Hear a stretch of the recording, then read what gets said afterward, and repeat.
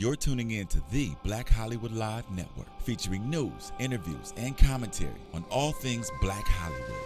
Hollywood redefined.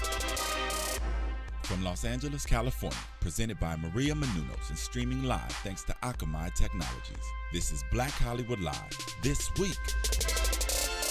Featuring news and commentary on This Week in Black Hollywood. Black Hollywood Live, Hollywood redefined. You're listening to Black Hollywood Live.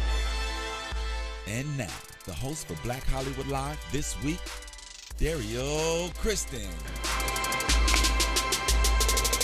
Hey, what's up, everybody? You're watching Black Hollywood Live This Week. I'm your host, Dario Kristen. Here joining me today is Courtney Stewart. What's up, everybody? DJ Jessie J. And our special guest, you know her. She's an actress. She's a publisher. She is a designer. Sherry Johnson's with us today. Hello. Thank you for joining us again. Thank you for having me again. It's always exciting when you come on the show. The energy, the level goes like 20 notches up. Oh, thank you. It's fun. It is like fun. Coming home. It's family. It's family. This week's BFF. That's right. All right, on today's show, we got a variety of different topics, including actor Don Cheadle is scheduled to play the late jazz great Miles Davis. Did you work on that rhyme? No, I didn't. Actually, I did not. A recent DNA test proves that a white supremacist is actually a black man. What?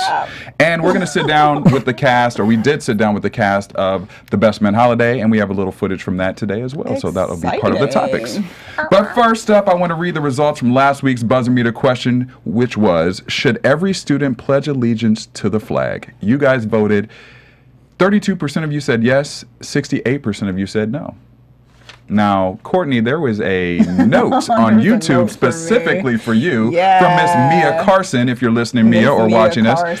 She asked a specific question about you pledging the allegiance.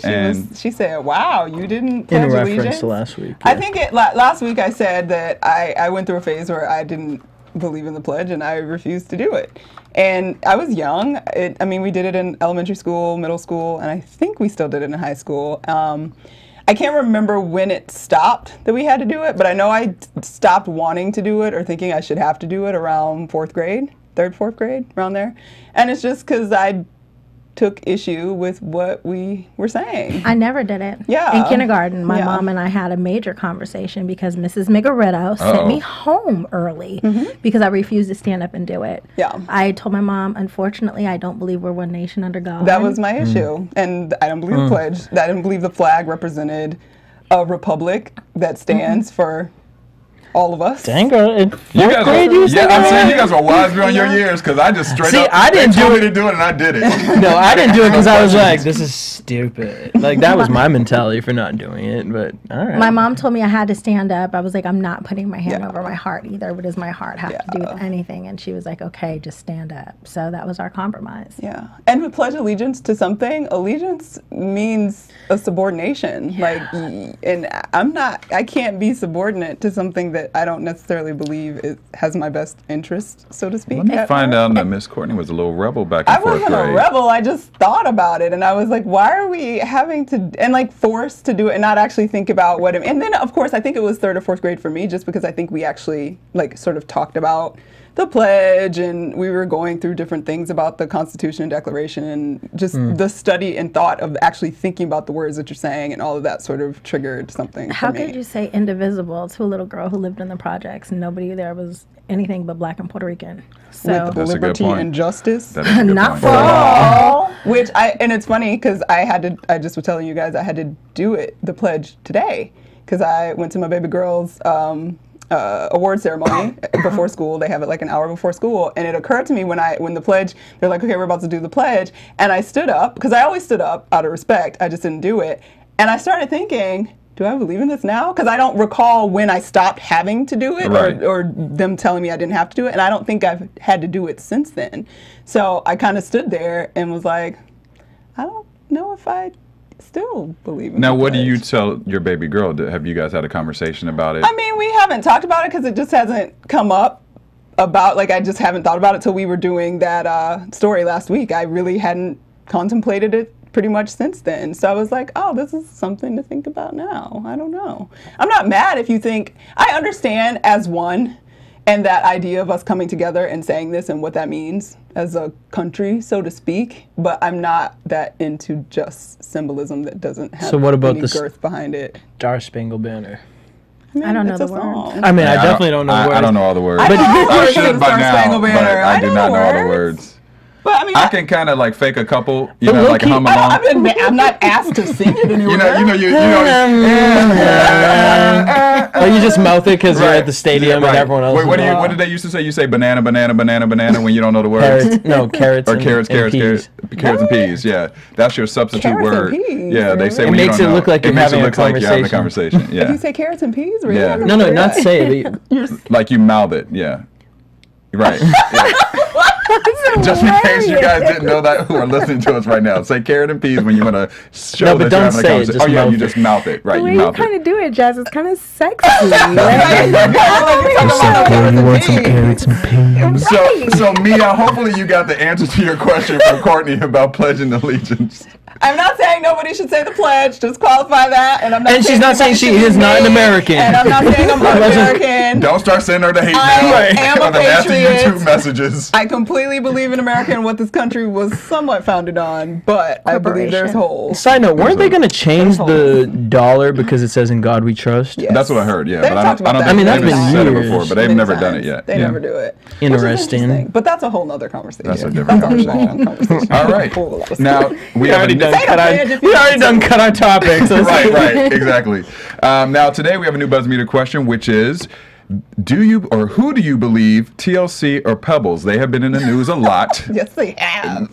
Back and forth. There's been tweets. There's been Pebbles on Wendy Williams' show. They're giving Wendy Williams some shine right now. Yeah, so there's a lot of back and forth about the real TLC story, and we all saw, or most of us saw, the biopic. I don't want to say who I believe right now. I'll say it next week, but you guys go vote. That's stupid. I want to know. I won't be here next week, so can I say? Okay, well, go ahead. We're going to talk about it. Pebbles, so go ahead. I love you, but you've never filed bankruptcy. Everybody who was ever signed to your ex-husband has filed bankruptcy. That is damn true. I believe my girls. Sorry. I believe it's a little bit of both. Y'all giving too much. We got to talk about the story. You're right. All right. So we're going to talk about this a little bit later. All right, first up, we're going to get into some trending topics with Jesse. Go ahead, Jake. So Don Cheadle, he's been for the past 3 to 4 years trying to work on this Miles Davis project that he is going to be directing, writing, and basically it's going to focus on a time where Davis temporarily retired from making music around 1979, and the movie is basically going to be the span of a day and a half.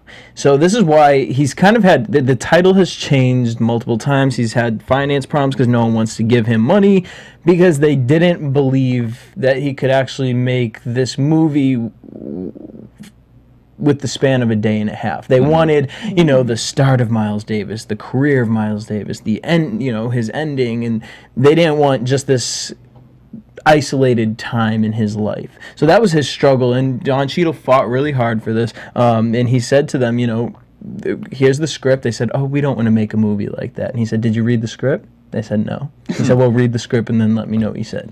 So Bifrost Pictures is going to stand behind him, and they're going to put this into works, and it's going to be called, this is like the fourth name for it, but it's going to be called Kill the Trumpet Player. Ewan McGregor will co-star along with Zoe Saldana. Well, she's getting her work. Okay, Zoe. All right, Zoe. And she's going to play actually Miles Davis's late wife. So okay, should be interesting. Okay. I'm excited. I'm excited because that's a fascinating concept. Like I thought it was a biopic, for real, but a day and a half. And that's why I'm excited because I think he has this much passion for this day. I'm like, what happened on that day? I want to know. Like, I'm like, what day was this? That's like Ice Cube. If I was to make a movie on Ice Cube, I want to know what happened on that day. Interesting. You know what I'm saying? All right, he's brilliant. So he's brilliant. Another person who arguably could be brilliant as well is Judy Smith. She is the the muse of Olivia Pope's character on Scandal. She is real life. Pope. Yeah. Well, she's coming to CBS soon. She's sitting down with CSI executive producer Carol Mendelsohn, sorry girl, whatever, and writer Eilette Waldman on a new series called The Advocate, and basically I just feel like, because we talked about Murder, She Wrote's going to come back, I'm like, we're just gonna have all these mystery science type of things. That's what But plays for years on TV. It does. so Clearly. the show's gonna follow a former doctor who finds her calling as a medical advocate, working on behalf of patients and their families to solve crisis and mysteries. So it's like House, just with a female. But I'm into it. I mean, I think it'll she's be good. genius. So. I mean, Scandal's amazing, so let's rework that into something else. She's a smart lady from other walks of life. Yeah, She's so- doing some interesting TV. She has an interesting background, so Yeah. definitely it should be interesting. It's in beginning stages. There's no date or anything like that, so good luck to you, boo. Boo. Another person who has a project in the works is Mr. Bill Cosby. He's starting to. He's a little irritated because He's been irritated. He's been Irritated. irritated.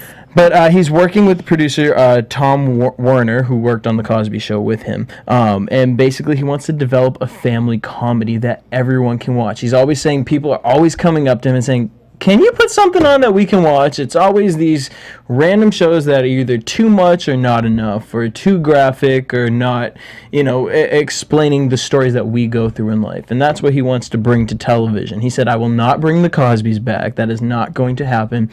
I want to bring something back where, like the Cosbys, everyone could kind of relate to. But it's new. It's a new age, and that's what he wants us to stick with. But he also wants to bring back Fat Albert and the Cosby Kids. Okay.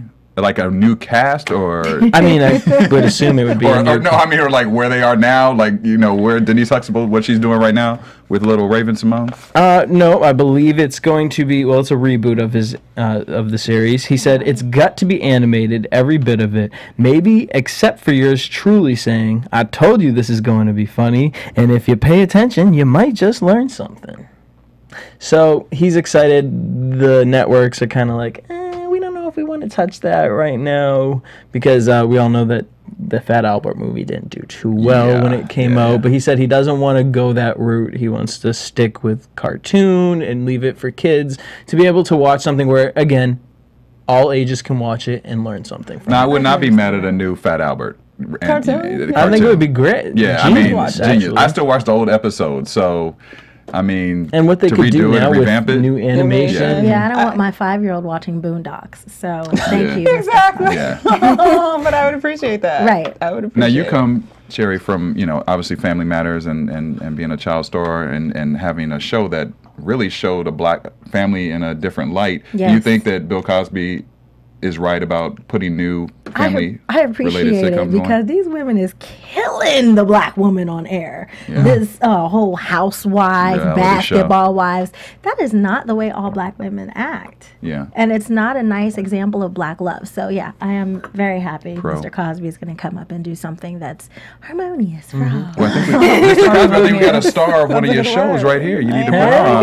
Yeah, hey, Bill, you know Start what I'm that saying? campaign right now. Yeah, though. You heard it first on Yeah. BHL this week. We starting the campaign for Cherry Johnson. That's right. All right, Jesse, is that all you got for trending topics? It sure is, but when these shows do come to air, make sure you guys check out our AfterBuzz TV, our Cuz program network. You guys, program? I don't know why I said Cuz program. It's I our like that. Cuz program. It's our Cuz after a new one. after show network. You're a rare form today, AfterBuzzTV.com.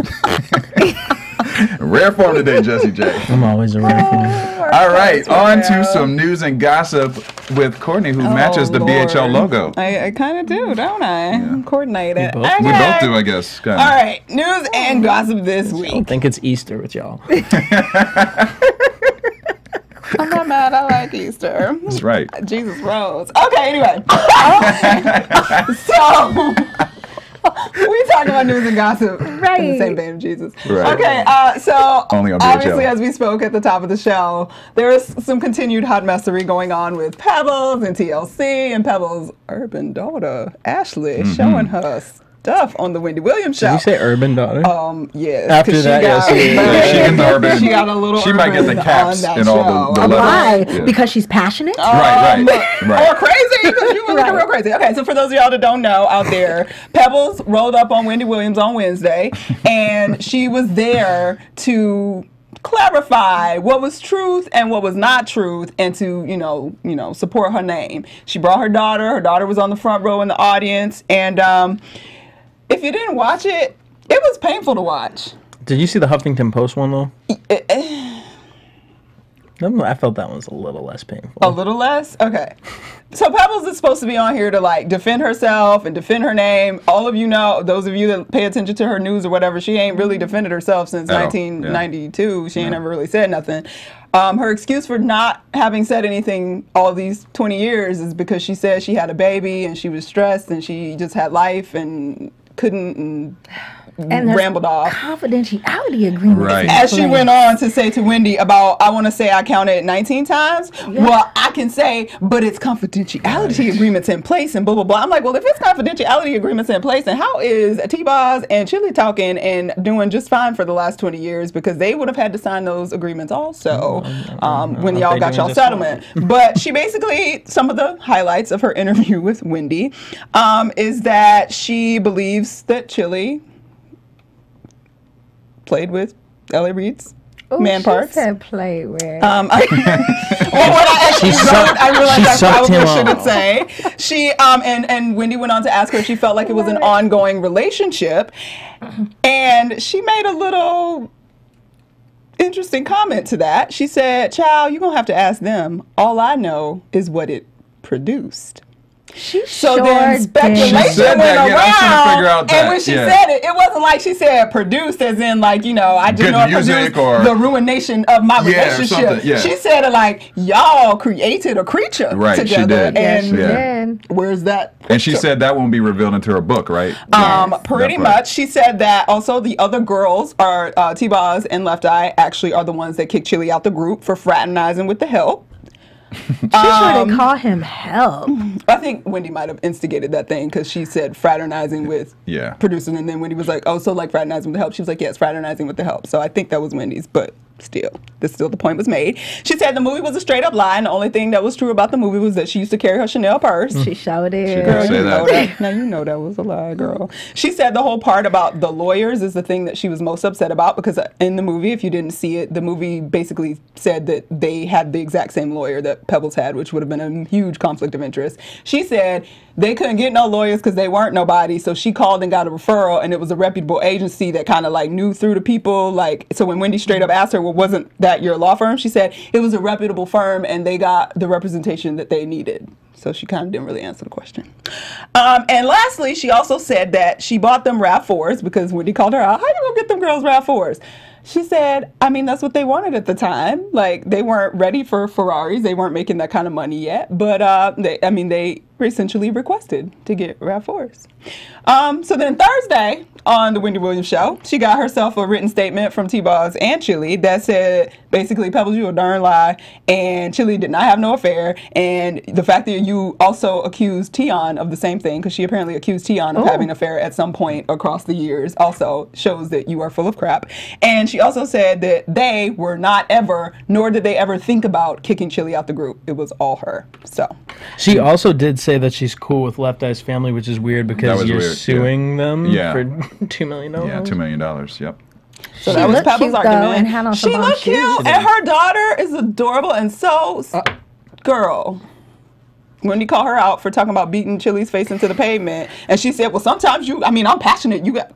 Yeah, it was a lot. I don't know if you want that battle. Yeah. I think you need to sit down, Ashley Reid. I mean, I was just overall annoyed with the interview because she didn't really say anything. I mean, if you're going to come on Wendy Williams, you know what she's going to be asking you, and it was just like everything went back to the confidentiality agreement and all that crap. You're lying because you talk in circles and never directly answer a question. Right. And if it was such a confidentiality agreement, why even come on? Right. Thank you. What's you're the point? Well, no, then she kept saying, ask me directly. Right. What did you think? Like, and then she kept promoting the book. Hell yeah, but I don't know. Here's what I think. I think I did learn a lot from her doing these runs. I think that you learned a lot. I did. Honestly, what did you learn? I learned that I don't know whose side I believe. I don't know. I think there's two sides to every story. Sure. But she made a really interesting statement. I don't know if it was on this or the Huffington Post, but she said, why doesn't somebody actually go back and research where the money went? And basically kind of alluding to the fact that she got screwed over herself. Yes, she's married to L.A. Reid, so she gets to benefit from what LaFace Records gives L.A. Reid, but she was kind of alluding to the fact that she was used as a ploy from the hierarchy. Well, she was saying that there were several different layers of how the money is trickulated down, because it was was it LaFace? It was LaFace, but and then there was Arista as the and parent there's company, level- and then Davis. Clive Davis, and then all of the presidents and directors and all of the people marketing. So by the time the money trickled down to her, she's saying that it wasn't much left. Yeah. And in her defense, I do believe that. what she said. She was talking about sort of the creative rights and things like that, like where they're, that they're imaged with the painted clothes and things like that, and coming up with the TLC and why they owed her money for the TLC, because she said she's the one that came up with it. Maybe she did, maybe she didn't, I don't know. But if she did, she is entitled to her creative rights to whatever she came up with. VH1 did this whole behind the scenes thing when they were doing Ain't Too Proud to Beg, and it specifically showed that Left Eye was the one that came up with the concept. Well, that's why she didn't like the movie. Or anything. She says all of that is lies. Well, she definitely did come up with the name TLC because it was already what's it called? Patent. It was patent I because believe they the had to name buy was Because $1 then million SWV per letter yeah. that they had to pay her. Well, no, not that, but also SWV was going to be called TLC. But then when they found out that she owned the name, they had to change it to Sisters with Voices. I think I remember hearing that. Yeah. Learn new things all the time. So. And then as far as the RAV4 thing, now the only thing is RAV4s were kind of hot at that moment in time, weren't they? Like when they first came out, weren't they? Not I don't okay. remember Maybe, them RAV4 has never been hot. maybe I should have used the word hot. Maybe like interesting because they looked a little different. Yeah, maybe I should have used the word hot. Yeah, That but might be giving them too much I can credit. agree. But you know I what I'm see what saying? you're Like saying. during that time period. I think even in the movie, they showed them getting excited about it, and it wasn't until they were at the club and someone clowned them. We all have had that moment where we were like, "Yeah, I want that," and then you go out and someone's like, "Oh, what are you wearing?" Right. Yeah. Shit. I That's very can see true. that as Yeah. a possibility of truth. I had a Toyota Camry, and everybody felt like I was supposed to have like this big old car. Look, I was 16. I bought it with my own money. I'm from the project. pimping my car.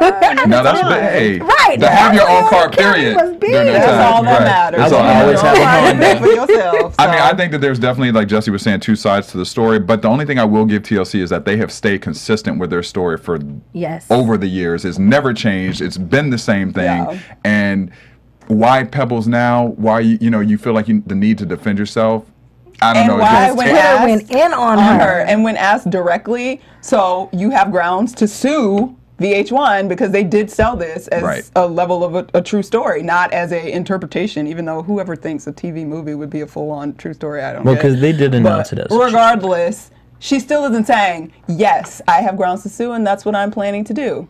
She says, I have left no cards off the table. So basically, She wants a pay me settlement. enough money, and I Right. won't. Like, I don't think she's taking her minutes of time She's to definitely get taking some her press. minutes, yeah. She's getting press for her daughter probably. For sure. Because her daughter got to mention her radio show on Wendy's show, so, And then I was also annoyed by that $25 comment. The one where she was talking about, Wendy brought up the fact that in the never movie been it said that she gave $25 to them for their allowance per Yeah. day. And she's like, did you see these shoes? You see these shoes I brought you? I wouldn't would do never. that, Look at yeah. these shoes. And I was like, you look whack because what's that got to do with giving them What you $25 actually and what you budgeted, paid them? yeah. In fact, it makes you look even more superficial to me personally because you're showing your shoes and this high level of shoes, but clearly they didn't have any money. Not to mention, all industry people know that somebody would have sent her a free pair of shoes. Exactly. So it don't even mean she paid for them. Yeah. there you go. So, Pebbles, I think the consensus perhaps at this table is, But she was pretty though. you was real cute. She look good. You She look had that good. song too back then. It was look good. good. So,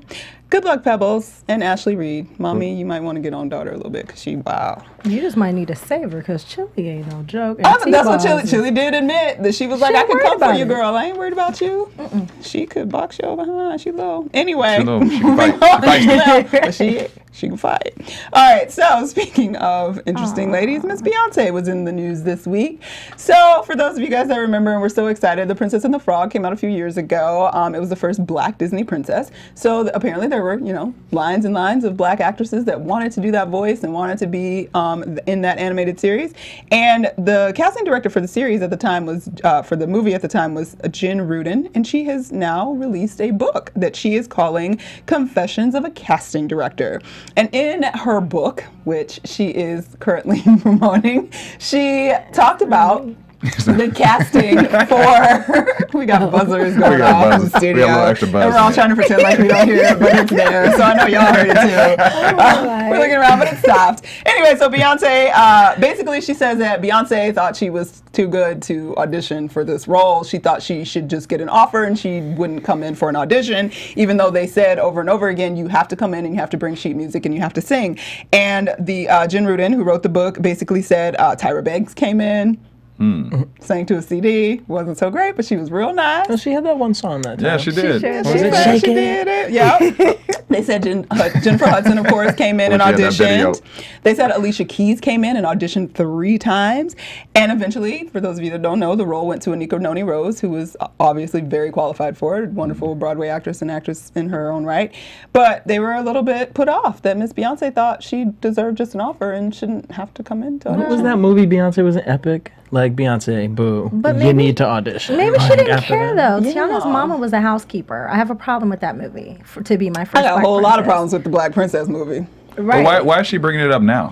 She wrote a book, so she's talking about her casting experiences, and this is one of them. And of people are course, it's going to interested get in press because it's Beyonce. She But, probably said, I can sing offer only. yeah, That really and I matters. mean, I was going to say, like, I don't think it's that strange that she would expect an offer because they do that all the time, where they just put out an offer and see who's available, and then if they don't get who they want, they get some auditions. And she's a singer, obviously, so they know her singing work. So if that's what they were worried about, she could feel confident in being like, I'm not coming acting to wise. I mean, No, I know the she struggle of what her mother was and all that, but like this is the first. But maybe it would be better if it was just a voiceover and not actually happening. No. Did you see the movie Epic? Y'all, okay, I'm gonna caveat that. I love She loves Beyonce. Like, She Beyonce loves is I'm like number one. Beyonce is number one on my list, so that's why I can say that. Girl, I'm just saying, like, the studio No, has her thing, so it maybe did- it's the no. microphone. I thought Not when it comes to acting. Yeah, I gotta agree. the, I gotta the, agree. the cartoon Epic movie was ruined because Oh, it was no. uncomfortable to listen to her. Sorry, B, I teach. You can hit me Do up. everything, girl, everything to me, but You run the world. you run my world. I listened to it. I was listening to you on the way in here, but please. Everybody's got one But you bad know what's project. funny? It's okay. I would prefer Beyonce over Alicia Keys because I feel like Alicia Keys' voice would have been too I'm glad much Alicia like Keys a didn't do mother. it. I think who should have gotten it. got Yeah, it. absolutely. I just I didn't agree with love that. what Jennifer they Hudson, look at that did. face. Could you imagine being like, "Ah!" like, girl, there you go. We are so You are stupid. appropriate. Stupid, we are man. so appropriate. Oh, boy. P.S. So, congratulations, Jennifer Hudson got a star on the Walk of Fame. I love Yes, how she you. did. I love how you went Nice from that to little the segue. congratulations. Nice little segue. Yes. Y'all are crazy in here today. Speaking of Beyonce's co-workers or former co-workers, we got a former member of. Imagine that's a what? Right now we're talking about Latavia Robinson, and that white man is not Latavia. Oh, girl, we cut that story. Oh, I didn't have the list. But anyways, Latavia, We're gonna what's go to Latavia a doing? white supremacist story. Latavia, good luck with life. She's writing a book, y'all. Check it out. So Dropping all the tea. next up, y'all got me distracted as hell. Okay, so we have a white supremacist. His name is Who is Craig not working for Cobb. Beyonce. He does not work for Beyonce, nor have they ever met because he probably wouldn't like her because she's black. So he's 62 years old, and he is one they of probably the related. white men behind the movement in that North Dakota town to make it an all-white, white supremacist neo-Nazi town. So they only have the white folks. They want to keep it pure for themselves. So he made a venture to the Trisha Goddard show for God knows why. Who is this woman? I don't, I see her show on. It's on all the time. She's, It is? she's from London. From London, Yeah. and it's been on for a while. Yeah. And Really? I think I don't know if it's in syndication or what, but it like be on all the CBS, time. ABC. I've never actually, I seen think this it's ever. on like Fox or like Fox or one of those. yeah, one of kinda, those yeah. channels like KOCE or something like 9. You know what I'm saying? Anyway, She's kind of like a black Yes. English Ricky Lake. yes, That's a good that's comparison for her. comparison. Alright. Black English Ricky Lake. Yeah. So, home dude Craig went up on this show because he was gonna have a DNA diagnostics test to like determine his cultural roots. Of course, he is a white supremacist, so he assumes that I'm full on Aryan, boo, and I came from Northern Europe and I'm good. Well, Look at his just hair. playing, boo. You, she said, look at It's you, a you got little Jesus hair, you textured. know you from somewhere.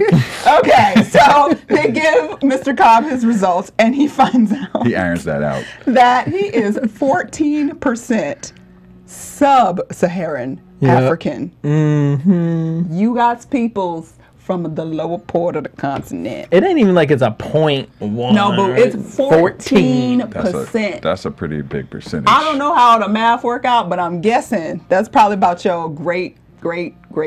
What?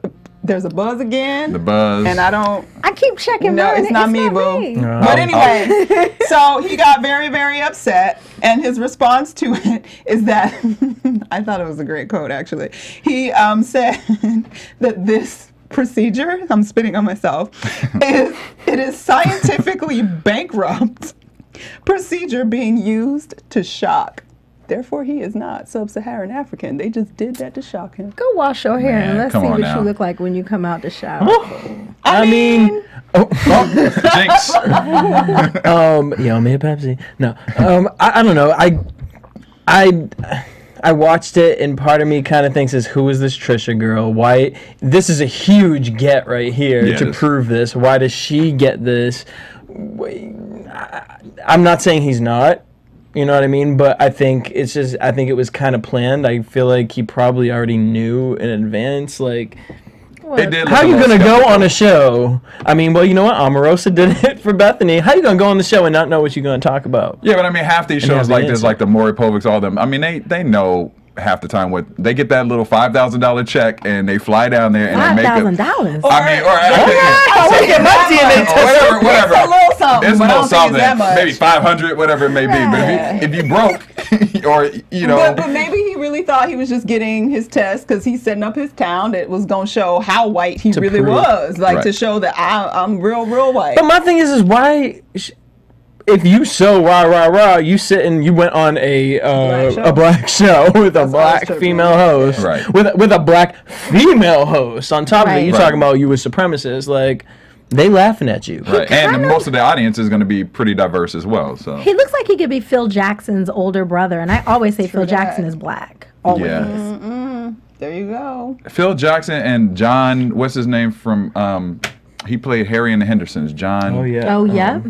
Like if they had a baby, I don't remember his last Steven name. would know that one. But if they had a baby, that's what he would look like. That's what he would look like. But you have to watch this clip because it's so. The funniest part about this clip is the woman sitting next to him. She's sitting there, dying laughing. Let him know what it is.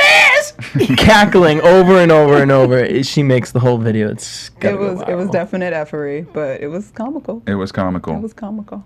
All right. So sorry, listen, white. Everybody, black is in, man. Embrace it. Black is in. Embrace it. Are we shocked? Really? I mean, do they really think that we didn't all come from the motherland? Right. I mean, are there people that still really, honestly, in this day and age, believe that? Greeks. They're black. Like for real? Like wholeheartedly believe that it is not traced. Go find some girl. No, Greeks believe that there was an egg in Greece and it was formed into creating the world. Talk to my aunts and uncles. They will let you know that Zeus came down here and planted the Greeks in Greece for that reason. Let me know how that works out. You hear me quick. They're black. Like what? Everything about them. I know. I mean, they'll side with y'all and all that, but when it comes to them, everything comes from Greece in some sort of way. Maybe, well, when it was all connected and we were a Pangea, that's what it was. All right. It was all that connection and effery. Thank you, Courtney, for the gossip and rumors today. All right, before we move on to some hot topics, we want to remind you guys to go to iTunes and give us a rating and comment. We do read and appreciate anything that you guys have to say about us, positive or negative. We take note of it to improve all the shows for Black Hollywood Live. We have an assortment of shows, a lot of things to your liking. We have Fashion 411, which, Jerry, you just were on today. Show her new shoe line, which you need to check out. I wish you could lift up her leg. And we need a little shoe cam. There you go. See, I went to the lift up your leg thing. They custom, right? You see where my mind is right they now. are custom. They are custom, so you can I see get my things like face this by watching our shows and then also rating and commenting on the shows. We also have Love on Top. We have portraits. We have Stand Up, Sit Down. Justice is Served. The Beat with Jesse, an assortment of shows. So definitely check those out and give us a rating and comment. I want to give a special shout out to a couple of you guys who have just done that. Mia Carson, Amika Groove, I'm not sure which one that is. Ezekiel the Mac. Ezekiel. I was like, Ezekiel. That is why I am not around. You made in Twitter names? Right, I made Twitter names. Stanley Liu from Toronto, Big Stanley, gave us a tweet this Sorry, week. I'm going to be laughing about Ezekiel for like 5 more minutes. Ezekiel. All right, Crystal Diggs Hey, and that's the homegirl. What up, Krista? Crystal Diggs and Ty Moore. Thank you guys for your comments and ratings. We do appreciate it, and we will take note We to love everything you. you We say. appreciate you. All right, we have had some topics about diversity on the show several times, and I'm going to be adding a new story to that. We talk about diversity. That's right. Comcast, if you guys haven't noticed, or if you don't have cable and you're getting cable, you will notice this very shortly, that they have made a deal with the FCC to diversify their programming, and there is several new shows that will be appearing on the show. One that's already started, well, actually 2 that started. The first one being Revolt, which is manifested by Diddy. It's focusing on millennials and showcases music videos, and very similar to me to like old school MTV back in the day, how it used to be music videos and interviews, and it's very much for that young hip crowd, and it goes from rock and roll to soul to rap. I mean, it features everything. Oh, I thought it was just going to be R&B. Originally, they were saying it was supposed to be primarily hip hop, but they definitely do an assortment of like folk rock bands as well. So because they got scared, Vivo's coming. Right. Vivo's coming. Vivo is coming. Gotta diversify. The other programming is director Robert Rodriguez. He has a program called. It's on El Rey. It's called El Rey, and it is an action-packed general network targeting Latinos. So that is definitely giving some burn, and from what I understand, he has financed a lot of this himself to get this on air. So he's going to be bringing some great programming as well. And the last is Aspire, a family-oriented network from ex-basketball star and entertainment guru Magic Johnson. Its lineup includes right now reruns of The Cosby Show, ironic, Soul Train, and The Flip Wilson Show. And now some people have complained a little bit about Aspire because they feel like, he hasn't really added anything to the programming by showcasing these reruns. They feel like he should be kind of creating some new type of programming to hit, as you were mentioning earlier, families or showcasing blacks in a different way. I'm sure he'll put some of the movies on that he produced. He executive produced. He one did of executive mine. produce, yeah. So hopefully that will be one of the movies. Yeah. Well, there you go. Yeah, I mean, let him build a... Let them build. Give them some time. Give them some time. You got to find their way. Even Oprah couldn't do it in a day. No, Yeah. licensing Just wanna is be definitely mad. cheaper than It new takes programs. time. Yeah. It takes time. Well, But I didn't know that, like, the reason I found that shocking is because I didn't realize that they could the FCC could step in and be like, you are not giving black-owned or Latino-owned networks enough of a shot for your cable programming. Why is that just now happening? Well, it's probably because we have a black president. Bill Cosby was trying to buy NBC for years. Yeah, he was. That is true. They wouldn't let us have a major network, so maybe now, we no longer have BET, Viacom does. Right.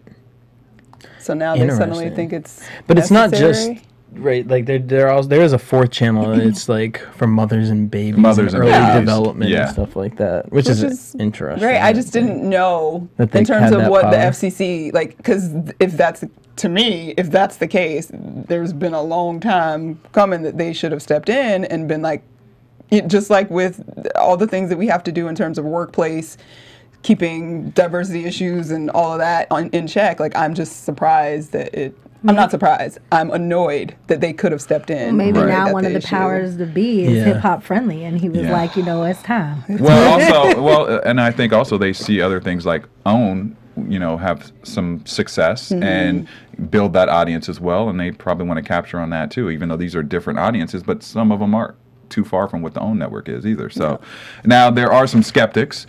The Washington insiders who were close to the Comcast FCC deal say no one really had expected these networks to survive. The Comcast VP of Multicultural Services, Ruben Mendola, he had a comment about it. He actually, went against what the critics were saying. He said Comcast plans to host a total of 10 independent channels over the next few years. I think what we do is guarantee distribution for these networks so people can discover the channels and give it a try.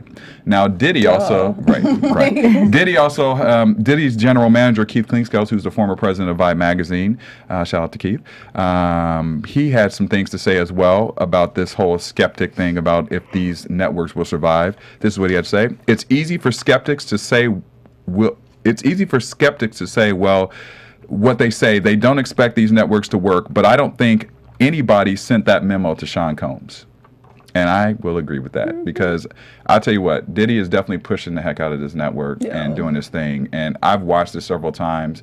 It's a great network. I mean, it really takes me back, like I said, to that MTV day of being able to watch videos and just that, and just kind of catching up on that news and that feature instead of watching reality TV and the craziness. I'm 14 having a baby. Exactly. And how are you going to be a skeptic when this, for the most part, hasn't even been tried? Right. Like, how are you skeptical? Like, talking about it's going to survive. We ain't going to know if it's going to survive until it tries to survive. Started somewhere. You know what I'm saying? Yeah. Like, let's not give TV1. these, but, all these pregnant teen shows. Yeah, these are good. Let's put these on. Like, it don't make no damn sense. It doesn't make sense at all. So watch them, guys. El Rey, Revolt. El Rey, Revolt, Aspire. Yes. Oprah, all of them. Yes.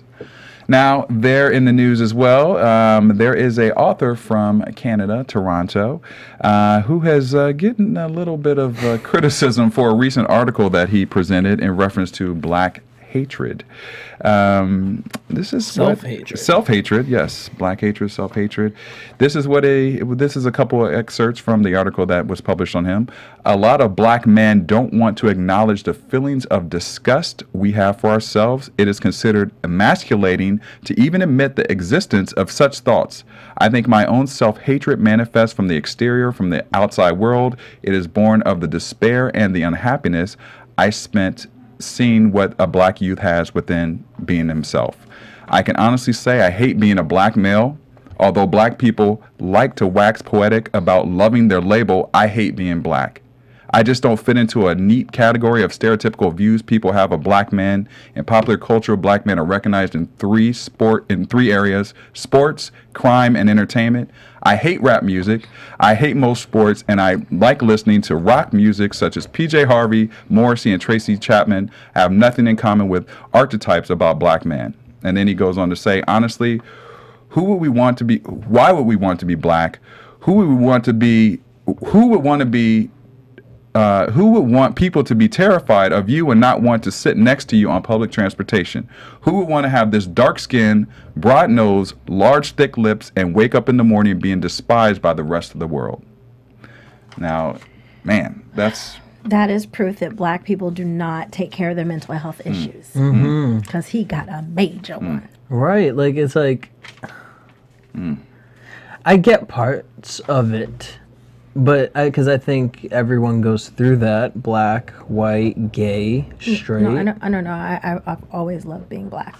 Well, I mean, like self-hatred within. I don't know. It's like within yourself, like things that you don't like about yourself. But I mean, I think he takes it to another level. I think we all grow and get over it. I think coming out as a gay male, it's you go through the same thing he talks about. You go through those things But there comes a time where you have to say, you know what, I can't allow other people to affect my life. And on top of it, it's 2013. Yes, are there still certain issues going on? Yes, there are. But, I mean, there are ugly people of every race.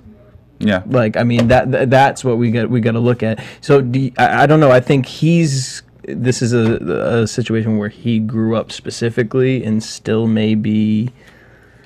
I don't even think he's ugly. I mean, it's apparent that he's not a happy man. Well, no, I don't think he's ugly, but I'm saying every race has that. I mean, absolutely.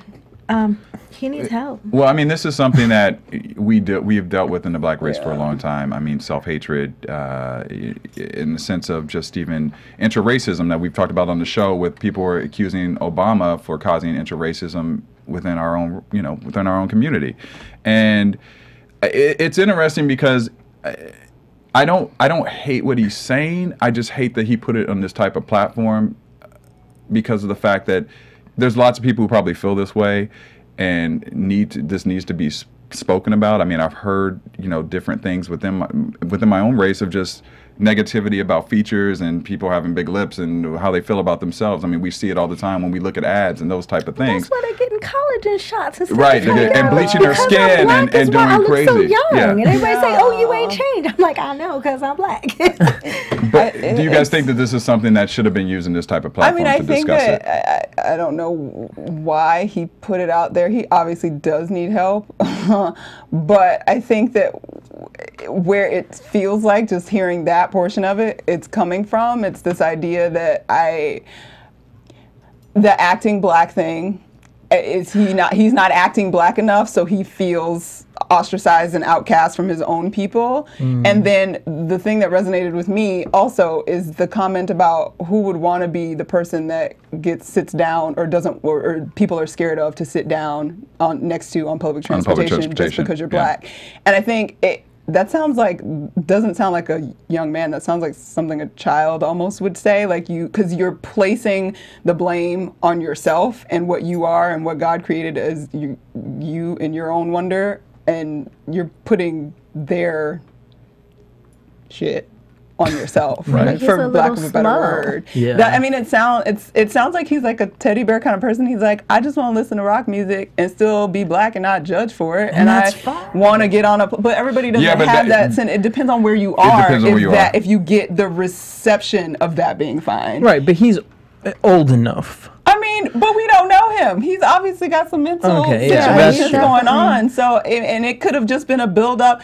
I could see how, knowing where I grew up, I could be a real either super angry black girl or a super non-confident in my blackness black girl. Because I grew up in a situation where like the formative years of when you're coming into like your teenagerness and your attractiveness and whatever, I wasn't affirmed in the environment that I was in, that hip hop was great, that my features being the big nose or having whatever that makes me black, my big lips and my big old teeth, like none of that was like affirmed for me out from the outside. That came from home and came from myself. He probably didn't get that. Well, that's what so he was looking for it outside of himself, and now he's blaming himself for the ignorance that he was receiving back, and that sucks. I hope this is like, now that he's put this out there, this is something that someone, whether it be of an Oprah type of character, takes this and turns it into a lesson. He needs Ayanla. Because honestly, he needs medicine. But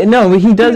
This needs to be taken to a bigger platform right now, because he's put this out there, and I wouldn't mind him saying all this, as long as in the end there's something of, but I have overcome that, and you know what I mean? Because it's the dark girls thing. Like it's the dark girls thing where girls were bleaching their skin and things like that because they never received that it's okay to be what I am, and what I am is actually beautiful and accepted by the rest of the world. And there's certain people that need that affirmation from outside of themselves, and he apparently has never gotten it. And I feel like did he say he liked Tracy Chapman? Isn't she black? He said, well, but she is black, but she's known as like a folky. She's not an R&B hip hop, like typical black artist, so to speak. Yeah. And I was 4. I lived in the projects. Halloween, I was Kiss. Walked around doing this.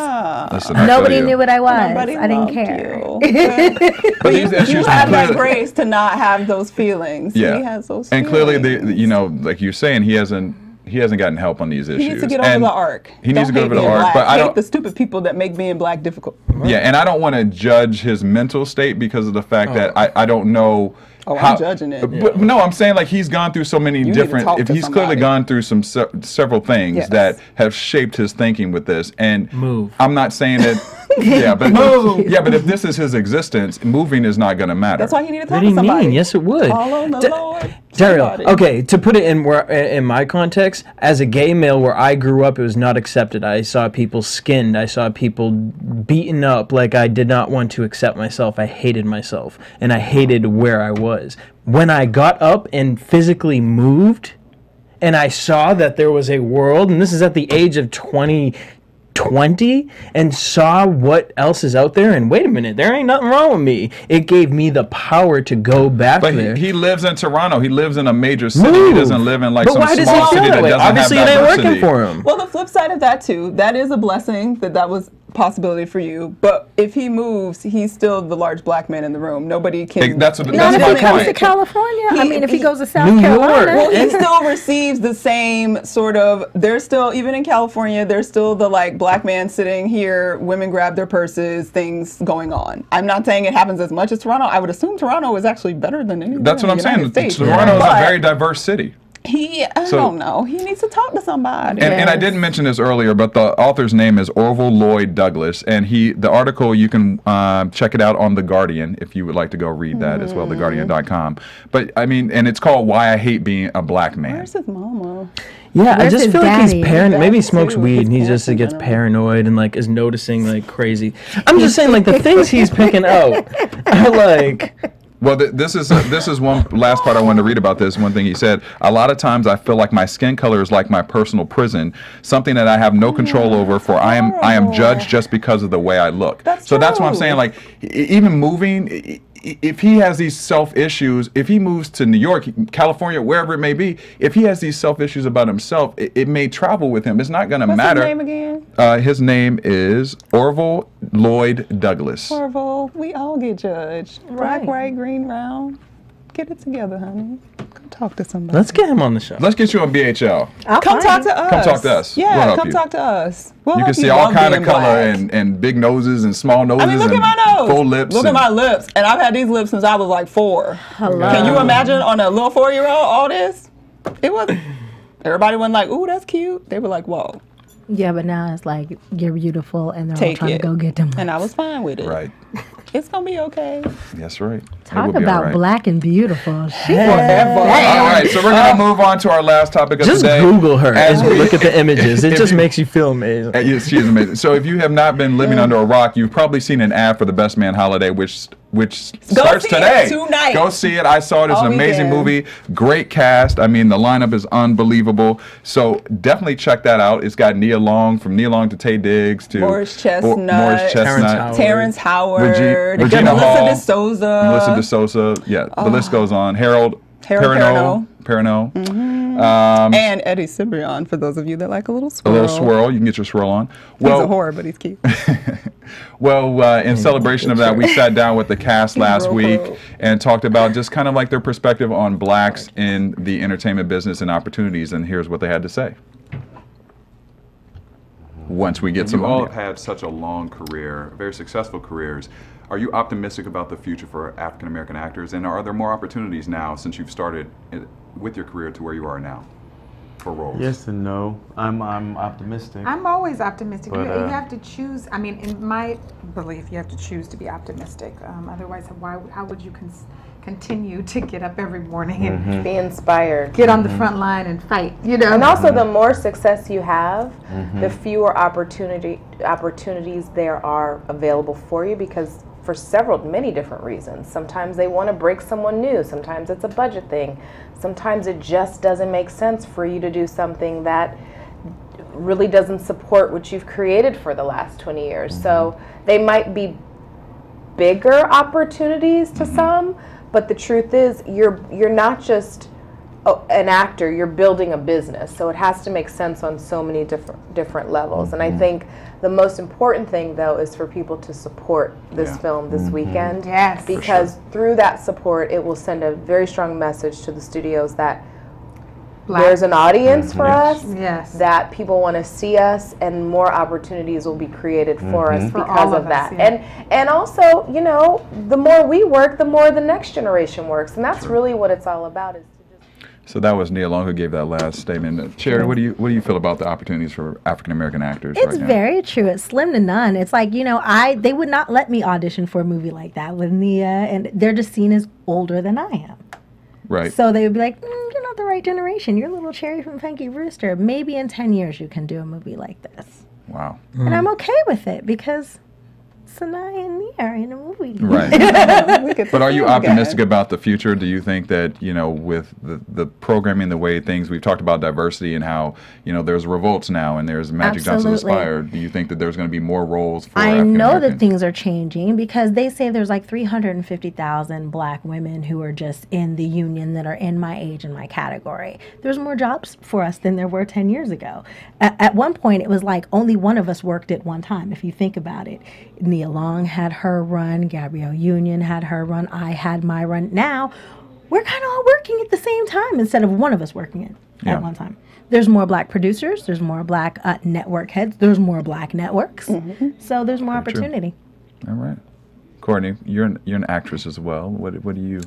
I am hopeful, and the idea that it's much more accessible now than it's ever been, whether it's creating your own content to get yourself out there and selling your own content, like the doors are definitely more open for all of us. And if you are about your business, it's not easy, don't get me wrong.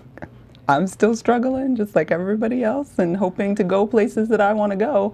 But if you want to continue in the fight and continue to bring material, you have a place to do that now that maybe it wasn't as easy. It definitely wasn't that way in the old school studio system coming up in the 40s, 50s, and 60s. And even, I mean, it literally now is the time that we all got cameras. We can all get money. Just in the last 10 years, I've watched it change dramatically. Huge. So I think that as long as people are about the business part, we have a great potential to explode. And I hope that there isn't some crazy... I can't believe that in this day and age, there's something that will stifle that now. Like, we always talk about how it's sort of the whole black entertainment thing has been in like pockets and pockets and pockets. And I feel like now, finally, maybe with the onset of digital entertainment and those mediums, that we finally have a way that they cannot put the glass ceiling on top of us. And we had Bill Duke in last week who said that basically writing your own projects, directing your own projects, and really getting involved on that side of things too is going to help obviously as well for projects to be given to us, or not even given to us, so that we create our own opportunities. So because they look at dollar signs. Look at the dollar signs, dollar bills. That's right. You got an audience, they'll be like, okay, well, they will come. You did the work, I can sell it. It's a supply and demand. We watch TV. You keep watching TV, they're going to give you what you want to see. That's right. Well, you guys definitely should go check out Best Man Holiday. It is in theaters today. It is a great movie, very entertaining. Has a little drama, a little comedy, a little combination of a lot of things. So check that out. Thank you guys for tuning in to Black Hollywood Live this week. Cherry, where can your fans find you? I'm always on Twitter, CherryJohnson75. Jesse? At DJ Jesse J. And Courtney? At Stuart Starlet. And you can find me at Dario Kristen on Instagram, Twitter, and Facebook. And also remember to vote for the buzzer meter question, which we had a lot to say about today. We know and it's been in the news. Who do you believe, TLC or Pebbles, in all of their drama? You guys let us know, and we will read those results on our show next week. Have a great weekend. From producers Maria Menounos, Kevin Undergaro, Phil Svitek, Dario Kristen, and the entire BHL staff, we would like to thank you for tuning in to the Black Hollywood Live Network. If you have questions or comments, tweet us at BHL Online or email us at info@blackhollywoodlive.com. For more exclusive content, visit blackhollywoodlive.com. This has been a presentation of the Black Hollywood Live Network. Hollywood Redefined. The views expressed here are those of the host only and do not necessarily reflect the views of BHL or its owners or principals.